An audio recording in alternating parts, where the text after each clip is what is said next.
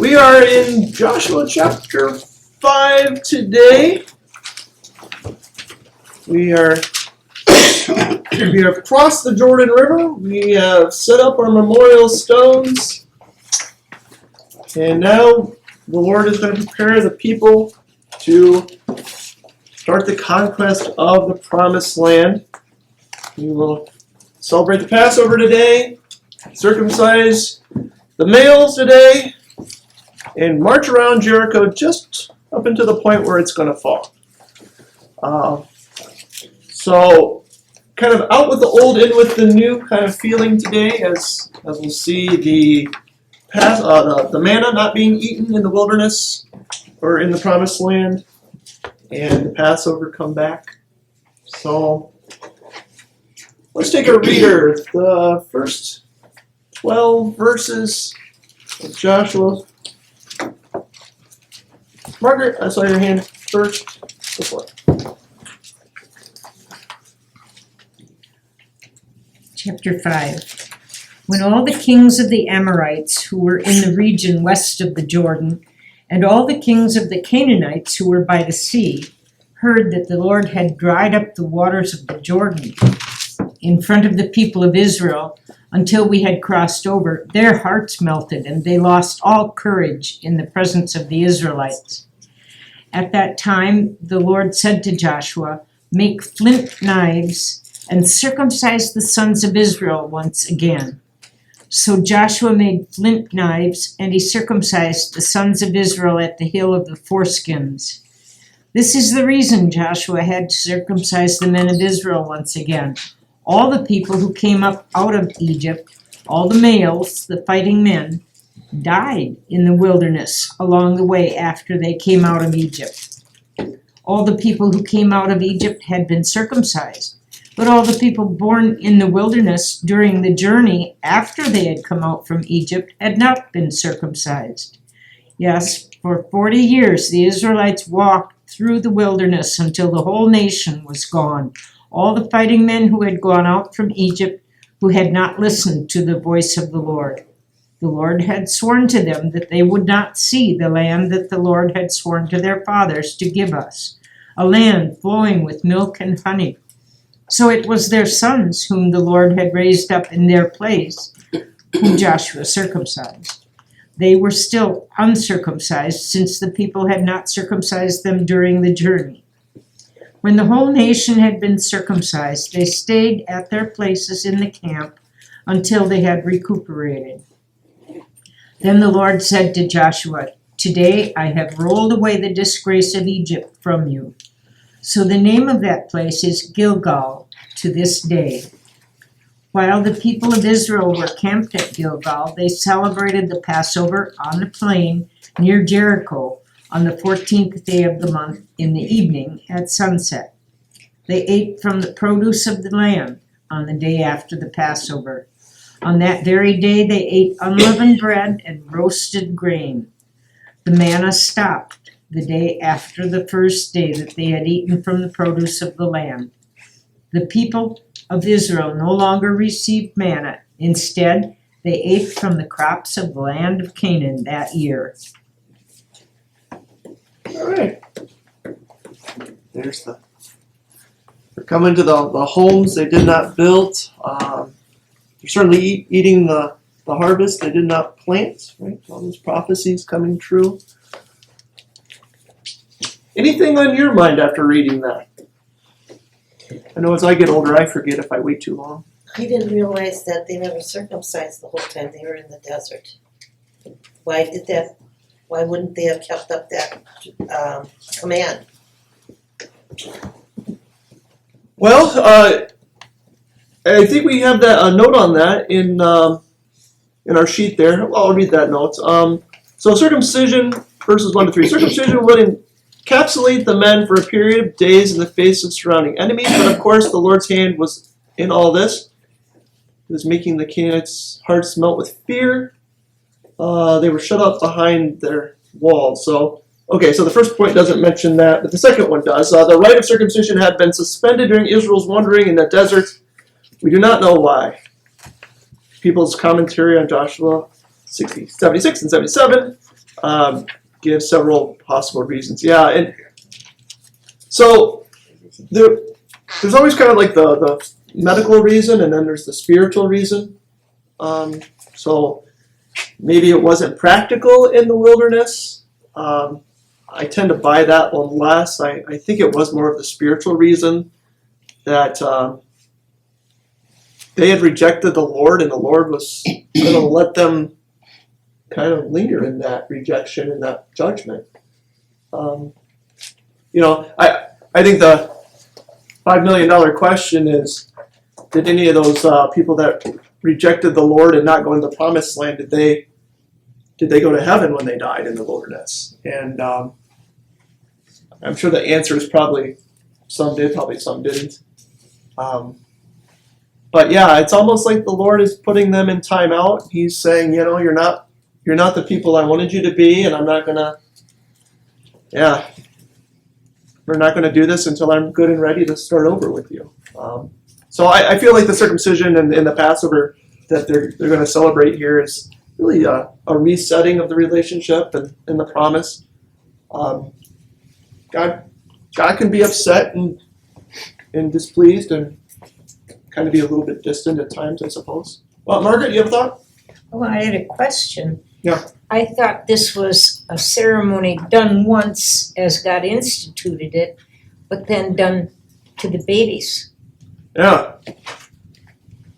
Well, and that's you have the same issue with the Passover, right? I mean, God said you're in the wilderness, you're to do this every year, and apparently this is I think the People's Bible said it's the third time they did the Passover.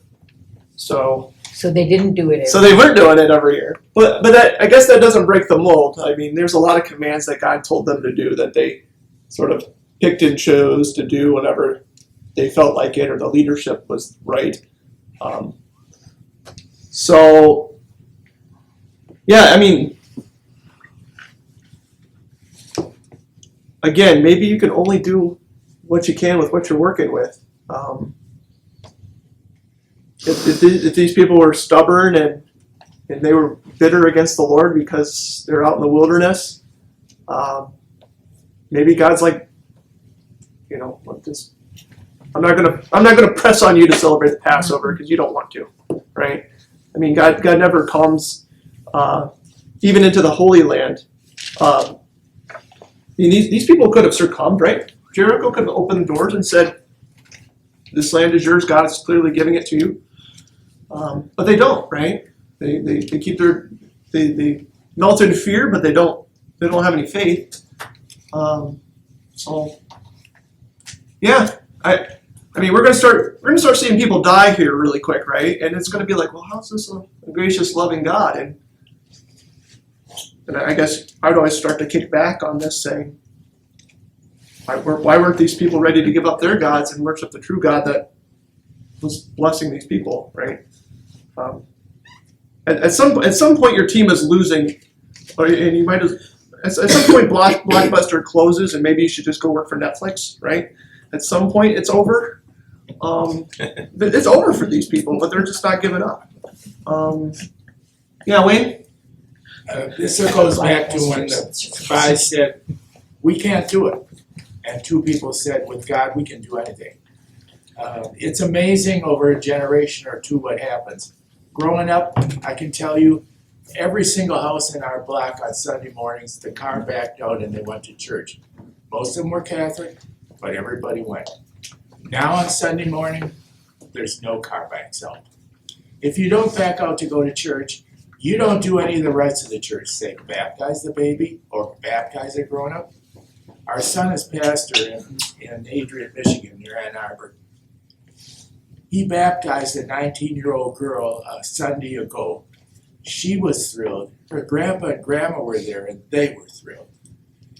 I can tell you where Maya's teaching down near Tampa today, the kids will come to church, but the parents, no, we're in the school for the good school, but we're not coming to church. We do not know the hymns. We do not baptize. We don't do any of this. I think that's all what this is. Plus, okay, you guys are walking. Who wants to walk when you're bleeding? I wouldn't want to be. So I think you put the two together, but they go hand in hand. It's Yeah. a sad situation. I mean, God is still providing for them with manna, right? I mean, we do have the account of the bronze snake and such. And I think we did. I made a note here. Was it all who had not listened to the Lord? What verse was that? All who had not listened perish. Yes, they were not allowed. So there is this phrase that does imply there were people like Joshua. There were some people that made it, but they were the exception rather than the rule. And yeah, 40 years was a hard thing, a hard judgment for the people to overcome. It really illustrates the age thing, 40 years, well, then none of them made it into the promised land. So the whole generation evolved in probably less than 50 or 60 years. Where, we look at our generations of 70, 80, they were turning over pretty fast. And I think that was Yeah. part of they did, but they weren't blessed, 40 is kind of an older guy. I had cellulitis in my ear this year. Without modern medicine, I would have died. It would have spread, right? We could take for granted pretty quickly how fragile life was back then, and you get a cut or bacterial infection. It's not good. They married and had children younger too, so they turned over a couple generations in that time. So yeah, if you're having children at 14 or 15 years old, right? You could have. Sorry, it's the other Adams. Welcome.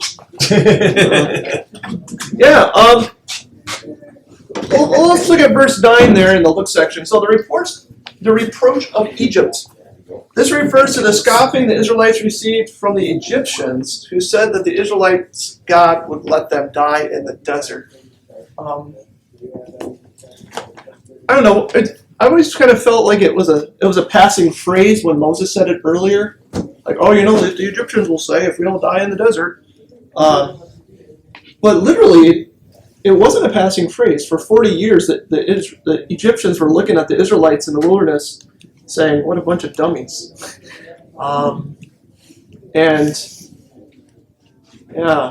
Probably don't come back here, we don't want to fight you or something. But yeah, look, what is God doing? We're making a lot of mistakes out there. So, after the Red Sea, people are still talking about this group of people, but probably think that they're, for all intents and purposes, kind of neutered, right? I mean, they're not doing anything that's affecting anybody else, but they didn't die, and that's a testament too. These people around the Israelites must have realized that they were eating manna and quail. Like, how do you plot people in the wilderness and they grow in number? I mean, it's just, they had to be thinking about that, right? Realizing that, but still they didn't believe. But the crossing of the Jordan River becomes the big thing, right? This time the water gets blocked upstream, and then downstream it dries out. So very impressive. Other comment or thoughts? Question 1 we'll dive into. Why was renewing the covenant through circumcision vital for Israel at this point in history? Something that set them off, or set them apart from the Canaanites that they were going to invade that land. That was a visual sign that they were different, Okay. that they reunited with God again.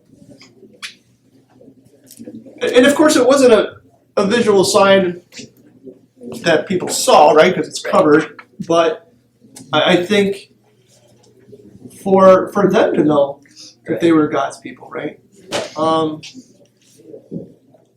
yeah, here's something we haven't really done since it started with Abraham, and your parents didn't do it, but now you're going to do it. That's pretty cool. Right.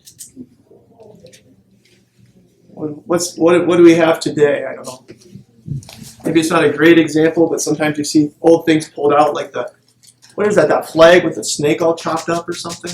Wasn't that like a rallying cry back in the day? And now you see it sometimes flown around. So I think just to remind them that who they are, where they came from, and God's grace upon them. They would know that they were different than their parents, wouldn't they? Right? This is something God didn't tell your parents to do, but now you're going to do it. So the promise sort of kind of skipped a generation, but it's still with the people. Yeah, there's a question of like the flint knives. I don't know if anybody got caught up on that, but they had metal. They could have used other instruments, but I don't know. I think God wanted them to do it old school, like Abraham too. Kind of like you guys go shoot deer with bows and arrows. I don't know, but yeah.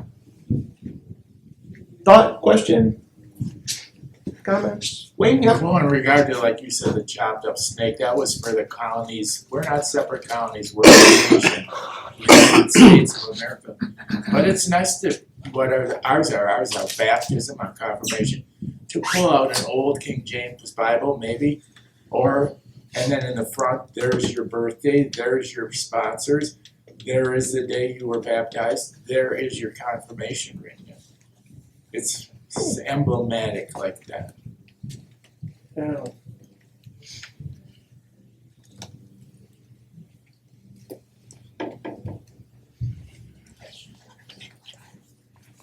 And it does seem like something that, I don't know, maybe because of the pain, people had kind of avoided. What was it? Who was told to circumcise his warriors before he fought? Was that Abraham fighting for Lot? Right. I remember there's just a few times was Moses not circumcised, but he should have been? Yeah, there's a few. This comes back again and again sometimes. You see people not being circumcised as they should be. Moses' children, he didn't baptize his children. Moses didn't circumcise his children. That's what it was? Okay, thank you. Yeah. He almost got into deep water about that. Yeah. So. Well, question 2. Verses 4-7 preach the law and the gospel. Where do you see these two main biblical teachings?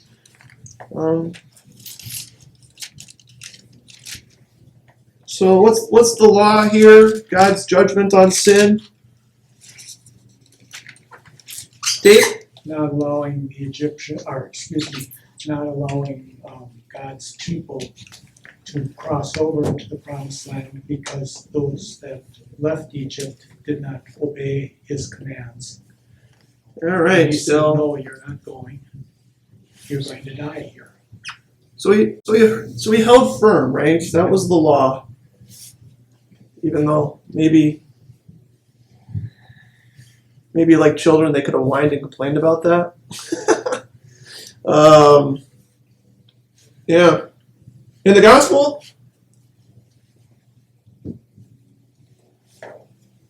with promise, good promise, did he keep? Yes, Dave. He raised their sons up in their place. Okay. And he blessed those people, right? He blessed the next generation by letting them go in. Yeah.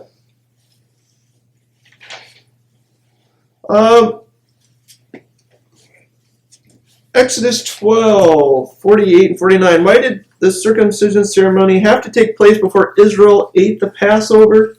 I'll just simply tell you. Exodus 12 tells you you got to do it before you celebrate the Passover.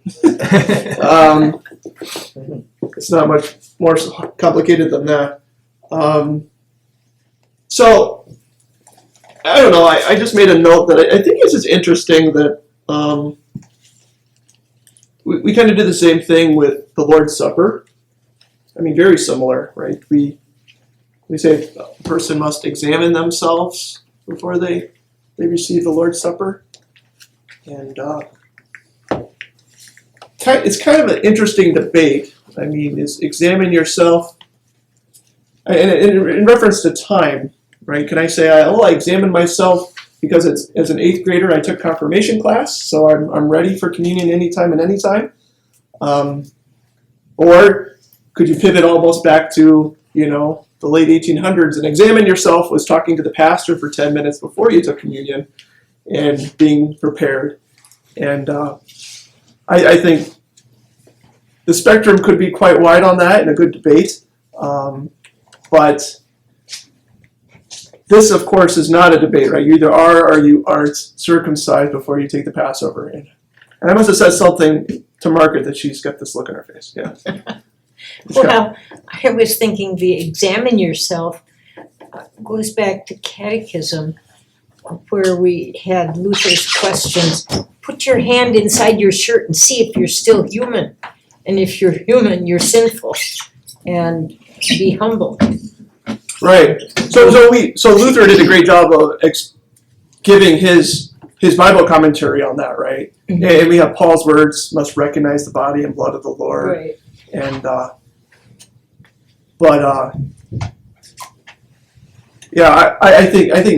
think nowadays I hear people saying, well, we just check a box. And I'm like, well, I know that's not examining ourselves like we used to, right? And but I don't know if the Bible is necessarily, the apostles are necessarily saying you have to sit 10 minutes with the pastor before communion type of thing, right? Examine yourself. Like, I'm not going to guilt my conscience or your conscience that you don't do that anymore.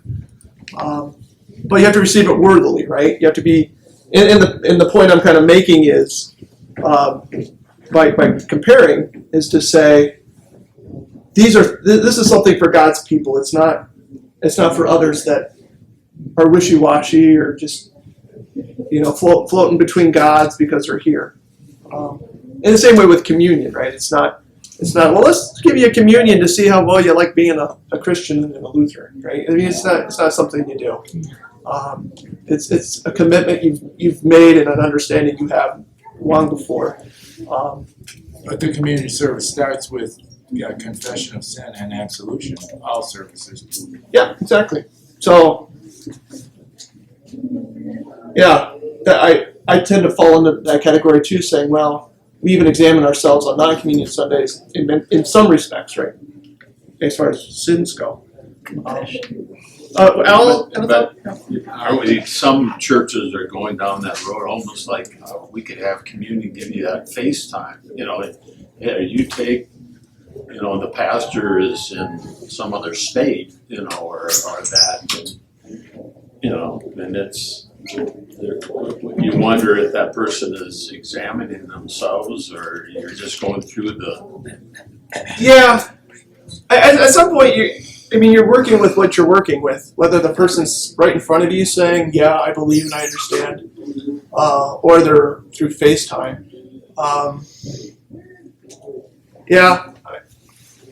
We had this big debate over that, like, could we just have FaceTime communion during COVID?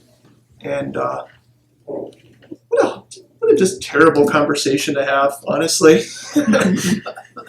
Like, well, can we still just be married and visit over FaceTime?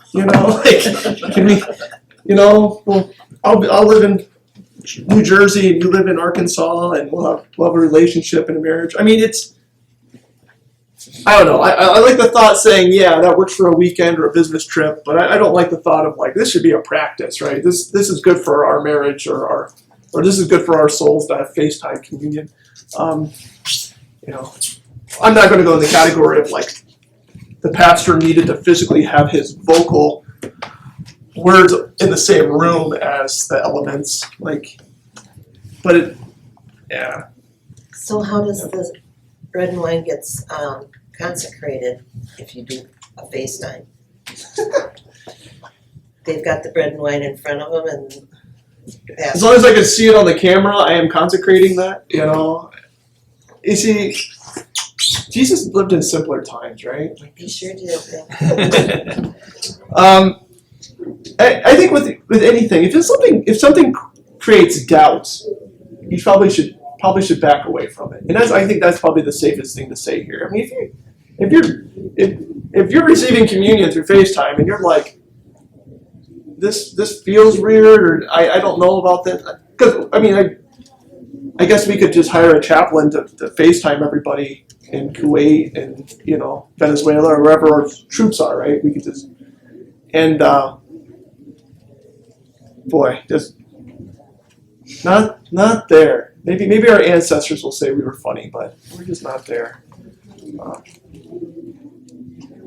Always get a conversation with communion. If like nobody's talking, just bring up communion. Question I have is, Yeah. is like the Our Father, is that asking for forgiveness of sins? Because I've been in, I'm not gonna throw any churches under the bus, but I've been in a couple congregations where if it's a Vesper service with communion, you don't have the pastor, a formal prayer and absolution, and that concerns me. So do we have communion services without a full confession of sins? Is that your question? Yes. Because I'm sure I've had communion on services that I've had used like morning prayer as a order service out of the red hymnal. I've always in the back of my mind not liked it when I did that to myself. But I've also thought that there's a whole lot of faith and wisdom in the room and sorrow over sins daily that we weren't unprepared or receiving it to any judgment.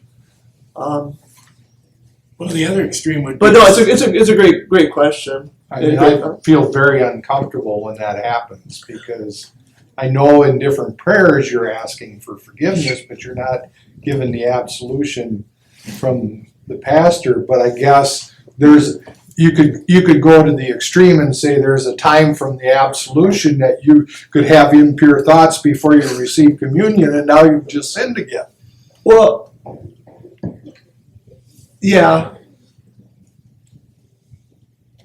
I don't know. I would say you are getting absolution when you after communion, though, right? You get your private absolution, so it's still there. But do you need to be absolved before communion? I guess that's where I'm not 100% sold that I need. Like, what if we decided we had communion first in church? Like, welcome, opening hymn, we'll do the Lord's Supper, and then, I don't know, later we would have confession, absolution. At some point, I don't know if that would be complete. I mean, it's feel backwards, but would it be you received it personally and then you received it together? I don't know. I guess my mind goes to the visitor. Like, I told them 20 minutes ago that their sins were forgiven, and in a public way, but then I didn't tell them in a private way. What's kind of running through their head? Did I just, do they understand? Some of them do, some of them don't. So for the person I don't know. I always appreciate the blessing at the end of the service, because whether you receive communion or not that day, you got the Lord's blessing, which is part of forgiveness, I suppose, right? Like the Lord blesses you and forgives you. So I found myself sometimes eyeballing visitors during the last blessing if I thought, boy, they didn't receive communion today, but did they know the Lord's blessing them? I've always appreciated that. Wayne, what Well, thoughts? I don't think just because you could do it first and then absolve them later just because you could do it doesn't mean it's a good idea. For the majority of people, it isn't, no. But at the same time, too, we don't want to go to the other extreme. Well, if we don't do it except in Hebrew or Aramaic, that wouldn't be right either, because it's not Jesus' original language. That would be off the deep end too. So I think it makes sense, sensible, you have the confession, you have an absolution to follow, otherwise, why not? You don't have a good reason for not, and then have the communion. So you know, maybe if I was in charge, maybe I would say, well, why don't you have communion right after the confession of sins at the beginning? And I'm sure there's some really good argument why we don't do that, but to me it would feel more cohesive to have it closer together, and then you could tweak the confession of sins to have a little bit of time to consider what you're receiving. My argument in that situation, because I've seen it in other churches, the pastor would say, turn to page so-and-so of a regular service. And you would do the confession of sins and then the absolution. But this is when it's more of a non-traditional service, so you're going through Vespers, I guess. And that's my only thing that really made me uneasy to be in a service like that. But I always think too, did Jesus have a confession of sins necessarily the night he was betrayed? No. I mean, if we just had a meal and pastors decided to do it. So again, I would say the disciples had examined themselves. They believed in Jesus as much as they could. Yeah. It's kind of unique Digressing, yeah, but okay. down in Florida, because of all these snowbirds that come down to Florida, they have a separate, communion before, and then it ends, and then you have the church service. So not to offend, Yeah, I believe Forgiven is doing that incredibly well, aren't they? Yeah. Yeah. I also then walk the line of then the person that never wants to commit to the big class has really little motivation to, right? Because they're not going to miss what they're not seeing. Missing out, yeah, because they don't see. Of course, they should be I don't know. You walk a fine line of that paradigm, right? We have people that, just we have members whose spouses don't belong to the church and don't do communion, and I always think the communion Sundays is a good reminder to them to take the big class and take the next step. So I get both sides, right? And if you want to drive a Honda and I'll drive a Toyota, we're not going to be upset too differently. But yeah, again, New Testament times are easier apparently. Not in Corinth, but In Trinity, Monaco, when I played up there, they had a separate communion for older people, but that was because they had trouble walking up there. Well, I remember back in the day, my parents, I think my mom would, and my dad, they would half the time stay for communion and half time not, because it would be a blessing, and then if you're staying for communion, we'll continue the service, right? That was the old TLH. That was her service, her church. Yeah, and they weren't so dumb when they did that, right? I mean, because a mission church could do that pretty easily too. But on the other hand, it's you got all these people that are well, look, I can get more pregame today, and if I go home 20 minutes earlier, or they see the crowd at church and they're well, there's 300 people here. If I stay for communion, it's going to be a while. So, so we're trying to remove that temptation too, right? And then in her church, I bless you to leave and not take communion. It's a weird thing for the pastor to say. And then in her church, you go walk behind the altar after you had communion and throw money into the box. It was called the clink box. How big was the box? What did it look like? And that was for the pastor. And so then You don't have to report year, checks. and then one year at her church, they said, we're gonna give the pastor a raise and remove the clink box, and he said, you just cut us out. Yeah, I just have this iPad that's gonna ask you a few questions after communion. Yeah. And it's, there's the tips, At Jacob's church, they started out, here's the cue card if you'd like to donate. Well, it was a step up from just giving them a carton of eggs, I suppose, right? I don't know. At the bridge at St. Paul's in Muskego, they've got a situation kind of like the court, and they do that at that because it's, when you go to church there, it's a darkened room so nobody can get offended and everything. And they always, because there's so many non-members that come to that service, they always do that. They dismiss everybody and then they do their communion. Yeah. So there's an advantageous thing that you're not giving communion to somebody who shouldn't be getting it. Yeah, and I guess just from a pastoral standpoint, you just go, how many weeks are you a visitor and how many weeks are you planning to stay, right? Like, I don't know. I always kind of felt like after a good, 2 to 6 months of regular worship, You should be taking the probably big be, classes though. yeah, or desiring communion. Or then maybe I'm not doing my job preaching about communion if that's not happening. I don't know.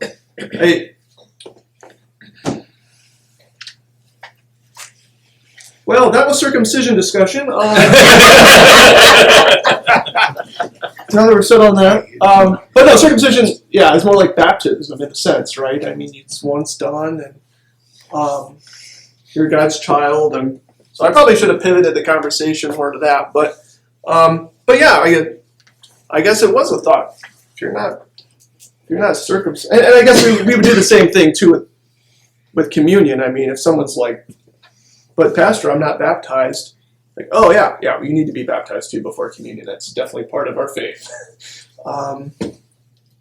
Yeah. Explain why the end of manna was a time of joy and not disappointment. Easily said. Yes, it's a new chapter. It's a new age, right? God is now blessing you with the land as He promised. Yeah.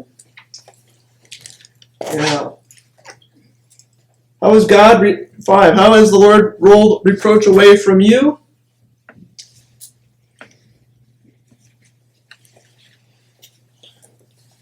I suppose if someone tries to mock us or to say, you don't know what you're not God's child, God has got you in the wilderness of life. Where's your comfort? Where's your confidence? We live in a house of grace. All right, I know my Redeemer lives. I've been baptized, right? You can't look at us and say God has left us in any way. Well, I did promise we would get up to Jericho, so let's get closer. 5:13 to 6:14. Wayne, your hand was up earlier. Do you still want to read? Sure. Israelites prepare to conquer Jericho. 13 to what? If you want to do the whole thing, I'll let you do it. All the way to 14, 6:14. When Joshua was at Jericho, he looked up and saw a man was standing right there in front of him with a drawn sword in his hand. Joshua went up to him and said, "Are you one of us or one of our enemies?" The man said, "Neither. I have now come as the commander of the army of the Lord." Joshua fell with his face to the ground and worshipped. Then he said to him, "What does my Lord have to say to his servant?" The commander of the army of the Lord said to Joshua, "Take your sandals off your feet, because the place where you are standing is holy." So Joshua did. Okay. Want to keep going, or Oh, I thought, okay, how far? to verse 14? Yeah. Oh, sorry. Jericho was shut up tight because of the Israelites. There was no one going out and no one coming in. So the Lord said to Joshua, "See, I've given Jericho and its king into your hands, even though they are strong warriors. You shall march around the city with all the fighting men. Circle the city 1 time. Do this for 6 days. 7 priests shall carry 7 special ram's horns in front of the ark. On the 7th day you shall march around the city 7 times with the priests blowing the ram's horns. When there is a long blast on the special ram's horn of Jubilee, when you hear the sound of the ram's horn, all the people shall shout with a loud war cry. Then the wall of the city will collapse on itself, and the people will go up into the city, one man after another. So Joshua son of Nun called for the priests and said to them, Lift up the ark of the covenant, and 7 priests shall carry 7 special ram's horns in front of the ark of the Lord. Then he said to the people, Move out, march around the city. The armed contingent shall march in front of the ark of the Lord. When Joshua had given orders to the people, the 7 priests with the 7 special ram's horns moved forward in front of the Lord, blowing the ram's horn continuously, with the ark of the covenant of the Lord following them. The armed contingent was marching ahead of the priests who were blowing the ram's horns, and the rear guard was following the ark. The priests kept blowing the ram's horns as they went, but to the people Joshua had given the order, Do not shout, and do not let your voice be heard. Do not let a word come out of your mouth until the day I say to you, Shout! Then you shall shout. So he had the ark of the Lord go around the city, sending it out to circle the city 1 time. Then they came back to the camp and spent the night there. Then Joshua got up early in the morning, and the priests lifted up the ark of the Lord. The 7 priests with the 7 special ram's horns moved forward in front of the ark of the Lord, blowing the ram's horns continuously. The armed contingent was marching in front of them, and the rear guard was following behind the ark of the Lord. The priests kept blowing the ram's horns as they went. They marched around the city 1 time on the 2nd day, and then they returned to the camp. They did this for 6 days. Then on the 7th day they got up early at daybreak, and they marched around the city 7 times. Sorry, what's the ending? It's okay. Am I wrong? Yeah, Sorry. Goes to 14. 14, yeah, so Can't count. we kinda know what happens. But, Spoiler. yeah, spoiler. This is where you tune in next week to see what happens to MacGyver. Yeah. Yeah, first impressions, boy, gotta be loud, huh? 7 guys walking around together, blowing his trumpets at the same time. Makes my ears hurt just thinking about it. Other comments or thoughts from you guys? We watch football games, and she always notices behind the end zone at the goalpost when they're going to kick, here's all these big, what are they, bassoons up there. Imagine all this. All the colleges. I was surprised by the 7th day they're going to work. Oh, so the 7th day should be the day of rest, is what you're saying? Well, that's one of the first things that, okay, we went through this a number of times, and the 7th day we're doing work to take over the city that God's telling us to. So that's the Sabbath. Yeah. Well, Yeah. he is the Lord of the Sabbath, so he can Yeah, that's it. he can pause the rules there. All right. So the 7th day is a day of rest. But it's the Lord's day, and this is the Lord's land. So, I think I think, does the comment here say, 7, these instructions of the Lord could be accepted only in faith. Note the significance of the 7 priests, 7 trumpets, 7 days, the 7 circuits on the last day. 7 is the number of the covenant. It symbolizes the Lord's uniting himself with his people in order to fulfill his covenant with them. Note also the significance of the Ark of the Covenant, mentioned 6 times in this story, symbolizing the Lord's presence in this battle. So, Oh, seven is good, and I think that's more the point with the Lord telling them all these 7s. This is good. This is his best blessing to them. Just like the 7th day was the best day of creation to enjoy it. this is going to be a great day of promise for His people. So I guess you're getting the kind of the mindset of God here. He is excited to take this city. That's what they blamed Jesus for doing, for healing on the Sabbath. And he said, haven't you read? The priest did this at the temple, and they're not guilty. I have not forbid doing good on the seventh day. The priests were good at working on the seventh day. Yeah. Yeah. And really the whole nation is acting as God's priests here. That doesn't It is interesting that we are going to have this war led by not men with swords, but God's priests with trumpets. I mean, yeah. So they marched around the city. An ancient city was 5 to 25 acres. So Jericho might have been a city of like 2,000 to 3,000 people, is what we're thinking, and archaeology and such is telling us. Yeah, this is, I don't know, how big is 20 acres? Not that big. Yeah. You do have what you can wall, right? So you'd have people that used to live outside of the city, now inside the city, inside the walls. I looked it up. Modern day Jericho, it's about a mile south of here, so it's not technically on top of this site. But modern day Jericho is like 26,000 people. I think it was like a 2016 survey. So Jericho, even though it's like the longest, oldest city, inhabited city, has really not grown more than between 3 and 30,000 people.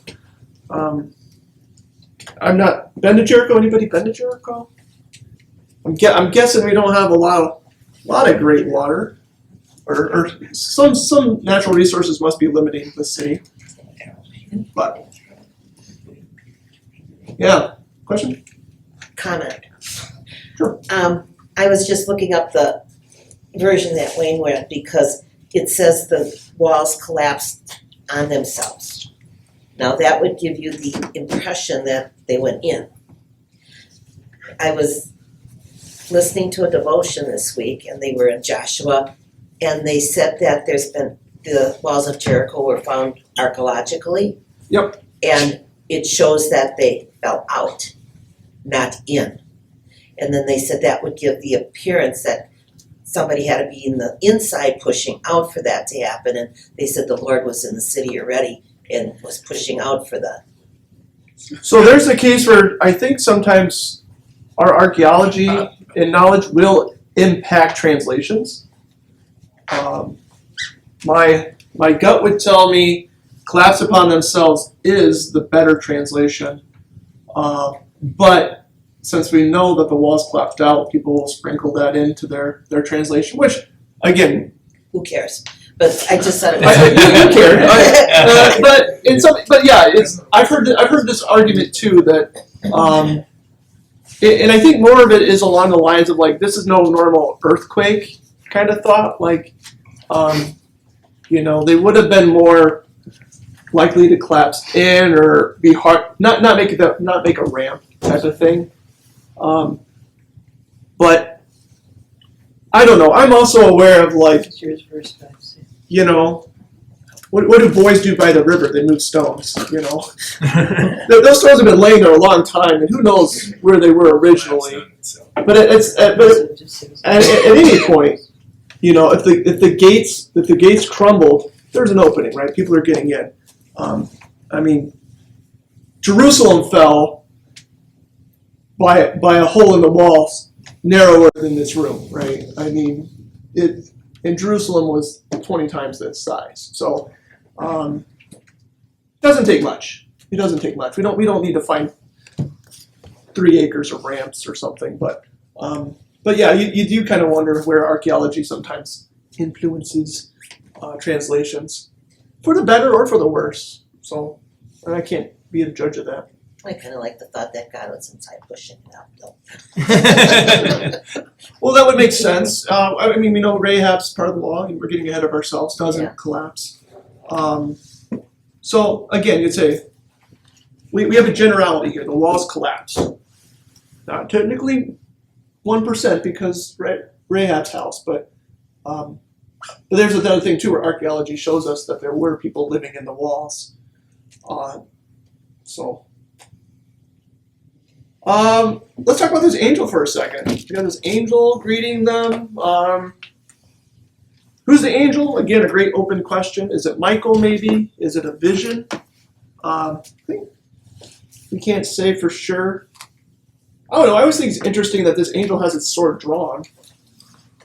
You know, I don't know. Is this the angel of death back again? I love the angel of death. Who knows? But it does seem like it could be Michael because of why. Says take off your shoes, right? This is all very similar to the burning bush, right? So if we believe Jesus is at the burning bush, maybe this is the pre-incarnate Christ again. It would be odd for a messenger angel to say, you're standing before the Lord, take off your shoes. So I would probably pivot to this is Michael, who is most likely the pre-incarnate Christ, appearing to Joshua. But yeah, so number one, the man with the sword said he's the commander of the Lord's army. And number two, Joshua asked if he had a message for him. What did the man reply? Take off your sandals, right? Standing before the Lord. And how does it give Joshua hope? Well, I'll ask you that. I won't answer it. How does it give them hope?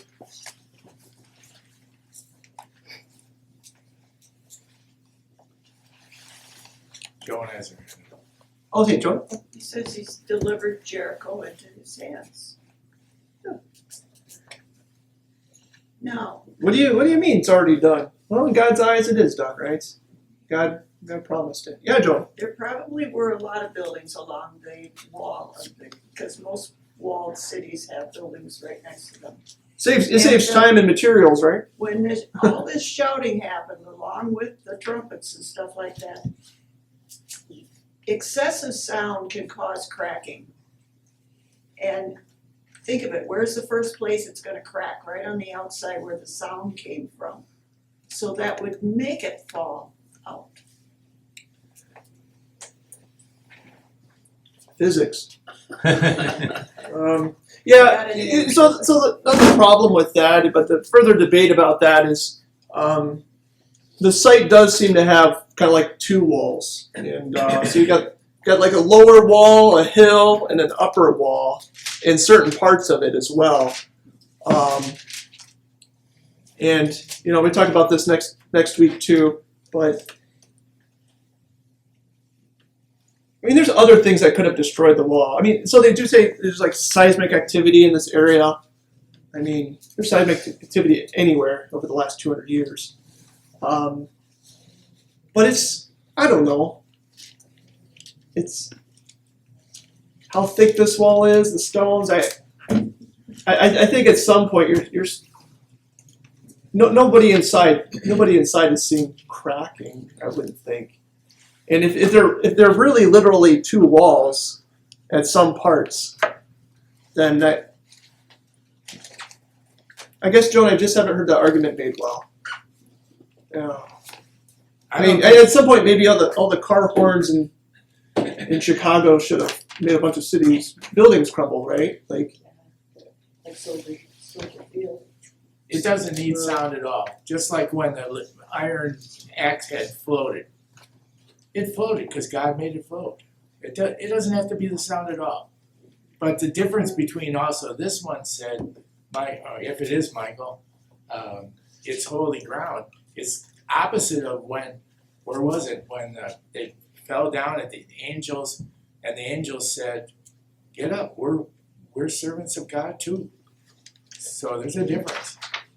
Yeah, I I think the trumpets, I mean, the trumpets are for the people, right? I think the trumpets are really just to command God's presence there with the people and to create more fear. Again, you're not looking at a ton of people, right? I mean, this is us marching into Venezuela or something, right? It's not to know if we're doing that or not, but I mean, we're not talking about a hard. I think what we're seeing mostly is like God is saving the Israelites a lot of time, right? Like, I mean, taking a walled city could take them months, but no, it's going to take them like 7 days, right? And we're not looking at a huge mass of people in there to fight and fear, but this still could have been much differently done, and this is, I mean, they're not. I mean, it's like the 8th graders playing the Globetrotters or something, right? I mean, they're not a war of people, but this is a start. Pete? I was just saying, this is an opportunity to show their faith and praise God. So I mean, the trumpets weren't winning a battle. That was showing their faith and praise God, and God was running the battle. Yeah. Is it like a college band playing before the game? Inspiration. Yeah. I don't know. To us, maybe it seems like a lot of noise, but maybe to them it would have sounded more like a celebration. We're blowing these horns, and God is with His people. So as much as it, to us, this many years later, might seem silly, to them it might have been almost like a daily devotional, right? Like a daily morning praise. Definitely. Yeah. You don't get the priest out there just for nothing. All right, we'll stop there. We'll pick up on question 3 next time. And I know we'll get you into Jericho. We'll talk more about the walls. Good stuff. We'll close with prayer then. Dear Heavenly Father, we certainly learned today that you are with your people, and you want them, us included, of course, to have our hearts prepared and to be trusting in you at all times. May we be like that next generation that went into the promised land, knowing you and holding on to your promises in our daily lives as well. In Jesus' name, amen. Drive safe. Yeah, have a safe week. Thank you, Wes. Praise God from whom all blessings flow. Praise Him, all creatures here below. Praise Him above, ye heavenly hosts. Praise Father, Son, and Holy Ghost.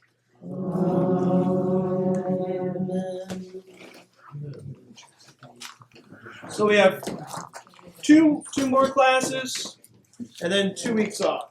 So 2 on, 2 off. I think is the plan, the way the calendar falls. You are.